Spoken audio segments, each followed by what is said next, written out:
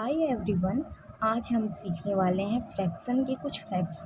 जो छोटे छोटे फैक्ट्स होते हैं उसे हमें याद रखना चाहिए, जिससे कि आगे हमें कभी कोई डाउट ना हो। तो चलिए, कुछ फैक्ट्स हैं उसे हम सीख लेते हैं। यदि किसी भिन्न के अंश तथा हर को एक ही संख्या से गुना किया जाए या भाग दिया जाए तो भिन्न के मान में कोई परिवर्तन नहीं होता है। ठीक है ना। देखिए, चलिए कुछ एग्जाम्पल हम लेके समझाते हैं, जिससे कि अच्छी तरह से क्लियर हो जाए। जैसे कि 3/5 है, इसको हम एक ही क्या बोला जा रहा है, एक ही संख्या से भाग दिया जाए या गुना किया जाए। तो जैसे अगर हम गुना करते एक ही संख्या से, जैसे 1 से करेंगे तो क्या होगा, इसके मान में कोई परिवर्तन होगा? नहीं होगा। तो ये 3/5 ही हो गया। जैसे मान लेते हैं 3/5 को हम भाग देते हैं 2/2 से, तो ये क्या होगा, इसके भी मान में कोई परिवर्तन नहीं होगा। ये कैंसिल हो जाएगा तो 1 ही होगा। तो ये हमारा क्या होगा, 3/5। तो यही बोला जा रहा है कि यदि किसी भिन्न के अंश तथा हर को एक ही संख्या से गुना किया जाए, जैसे गुना किया जाए या भाग दिया जाए, तो भिन्न के मान में कोई परिवर्तन नहीं होता है। तो ये क्लियर हो गया।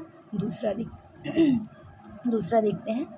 यदि किसी भिन्न के अंश तथा हर दोनों बराबर हो तो उसका मान एक ही होता है।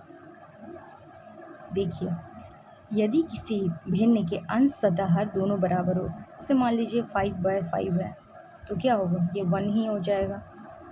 ठीक है ना। जैसे 3/3 है, कुछ भी मान लीजिए, तो ये 1 ही होगा। जिसका भी अंश तथा हर दोनों बराबर हो, मतलब एक ही संख्या हो। ठीक है ना।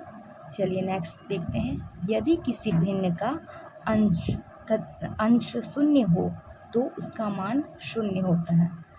मान लीजिए कोई भी चीज़ है, वो शून्य है और नीचे कुछ भी है, 3 है, तो उसका मान शून्य होगा। क्यों?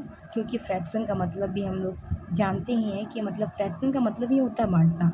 तो कोई चीज़ रहेगा ही नहीं तो उसको बांटेंगे कैसे, तो 0 ही होगा। है ना। तो चलिए, ये क्लियर हो गया। और ये चौथा देख लेते हैं हम। किसी भी भिन्न में हर को कभी भी शून्य नहीं माना जाता है, लेकिन यदि भिन्न का हर शून्य हो तो उसका मान अनंत, अपरिमित यानी कि नॉट डिफाइंड होता है। ठीक है ना। कोई भी हम फ्रैक्शन लेते हैं तो वो 0 होता नहीं, क्योंकि फ्रैक्शन का मतलब ही होता है किसी चीज़ को बांटना। तो अगर हमको बांटना ही है ना, अगर 5 है, उसको कितने भागों, अगर नहीं बांटेंगे तो क्या होगा, फ्रैक्शन होगा ही नहीं। जैसे 5 है, इसको जैसे 5/7 है, मतलब क्या हुआ कि 5 चीज़ों को 7 भागों में बांटना। ठीक। अगर ये हो जाएगा, 0 हो जाएगा, तो ये 0 ही होगा, शून्य ही होगा। ठीक। अगर पता नहीं ऐसे बोला जाता है कि लेकिन यदि भिन्न का हर अगर शून्य हो तो उसका मान अगर निकाला जाए तो नॉट डिफाइंड होता है। ठीक। और आगे देख लेते हैं। 5वां, यदि किसी भिन्न का अंश तथा हर दोनों एक हो तो उसका मान सदा एक ही होता है।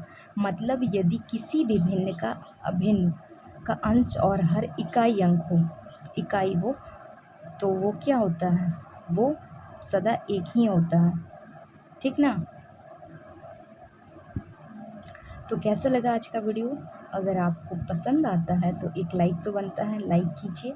और अगर नए हैं तो चैनल को सब्सक्राइब अवश्य कीजिए। तब तक के लिए बाय।